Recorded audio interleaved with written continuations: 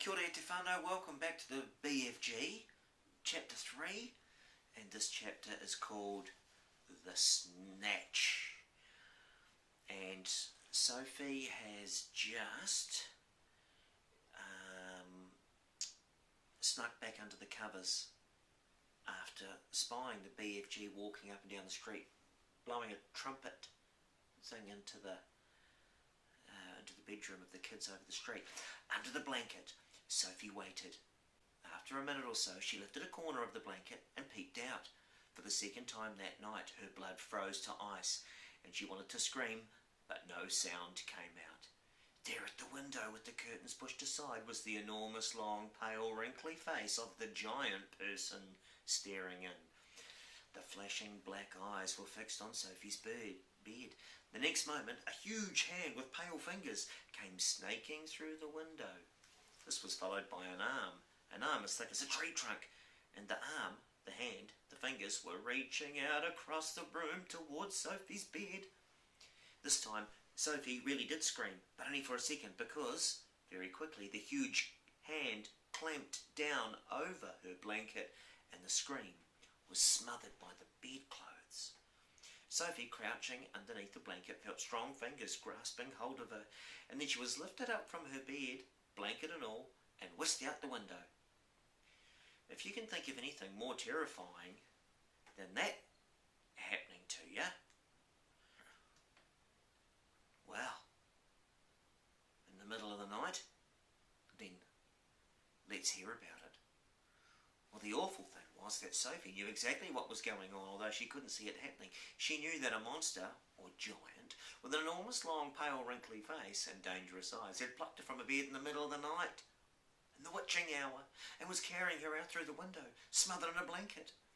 What actually happened next was this. When the giant had got Sophie outside, he arranged the blanket so that he could grasp all the four corners of it at once in one of his huge hands, with Sophie imprisoned inside, and in the other hand he seized the suitcase and the long trumpet thing, and he ran off. Sophie, squirming around inside the blanket, managed to push the top of her head out through the little gap just below the giant's hand. And she stared around her. She saw the village houses rushing by on both sides. The giant was sprinting down the high street. He was running so fast his black cloak was streaming out behind him like the wings of a bird. Each stride he took was as long as a tennis court, and out of the village he ran. And soon they were racing across the moonlit fields. The hedges dividing the fields were no problem to the giant. He simply strode over them. A wide river appeared in his path, and he crossed it in one flying stride.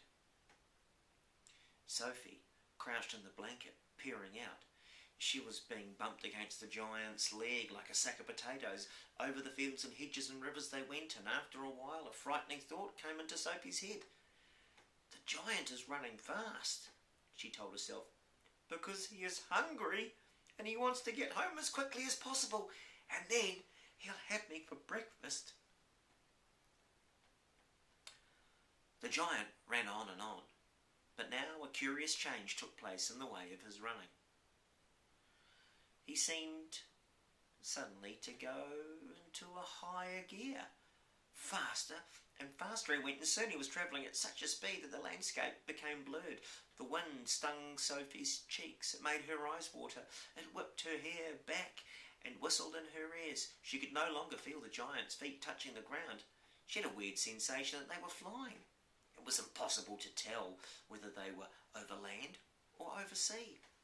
This giant had some sort of magic in his legs, and the wind rushing against Sophie's face became so strong that she had to duck down again into the blanket to prevent her head from being blown away. Was it really possible that they were going across oceans?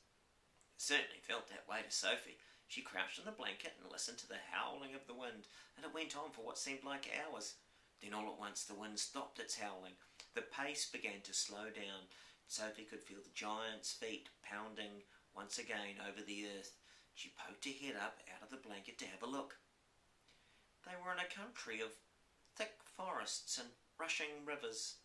The giant definitely slowed down and was now running more normally, although normal was a silly word to use to describe a galloping giant. He leaped over a dozen rivers. He went rattling through a great forest and then down into a valley and then up over a range of hills as bare as concrete, and soon he was galloping over a desolate wasteland that was not quite of this earth. The ground was flat and pale yellow. Great lumps of blue rock were scattered around, and dead trees stood everywhere like skeletons. The moon had long since disappeared now, and the dawn was breaking. Sophie, still peering out of the blanket, saw suddenly ahead of her a great craggy mountain. The mountain was dark blue, and all around it the sky was gushing and glistening with light. Bits of pale gold were flying among the delicate, frosty white flakes of cloud. And over to one side, the rim of the morning sun was coming up, red as blood. Right beneath the mountain, the giant stopped. He was puffing mightily. His great chest was heaving in and out, and he paused to catch his breath. Directly in front of them, lying against the side of the mountain, Sophie could see a massive round stone. It was as big as a house. The giant reached out and rolled the stone to one side as easy as if it had been a football. And now, where the stone had been, there appeared a vast black hole. The hole was so large the giant didn't even have to duck his head as he went in. He strode into the black hole, still carrying Sophie in one hand, the trumpet and suitcase in the other. As soon as he was inside, he stopped and turned and rolled the great stone back into place so that the entrance to his secret cave was completely hidden from outside. Now that the entrance had been sealed up, there was not a glint of light inside the cave. It was all black. Sophie felt herself being lowered to the ground, and then the giant let go the blanket completely. His footsteps moved away, and Sophie sat there in the dark, shivering with fear. "He's getting ready to eat me," she told herself. "He will probably eat me raw, just as I am. Or perhaps he will boil me first. Or he will have me fried. He will drop me like a rasher of bacon into some gigantic frying pan sizzling with fat." A blaze of light suddenly lit up the whole place. Sophie blinked and stared. She saw an enormous cavern with a high rocky roof. The walls on either side were lined with shelves, and on the shelves there stood row upon row of glass jars. There were jars everywhere. They were piled up in the corners. They filled every nook and cranny of the cave. In the middle of the floor there was a table 12 feet high and a chair to match. The giant took off his black cloak and hung it against the wall.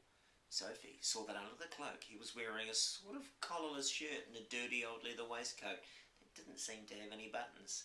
His trousers were faded green and were far too short in the legs. On his bare feet he was wearing a pair of ridiculous sandals that for some reason had holes cut along each side, with a large hole at the end where his toes stuck out. Sophie, crouching on the floor of the cage in a nightie, gazed back at him through thick steel-rimmed glasses. She was trembling like a leaf in the wind, and a finger of ice was running up and down the length of her spine. "Ah!" shouted the giant, walking forward, rubbing his hands together. "What has us got here?" His booming voice rolled around the walls of the cave like a burst of thunder. And that, my friends, is it. That's 2 chapters. So I'm going to call that quits. Next chapter is called the BFG. The next chapter is actually called the BFG. I know the book's called the BFG, but I think the next chapter is where we get to meet him. Alright, thanks for listening in. Have a great day. Ka kite.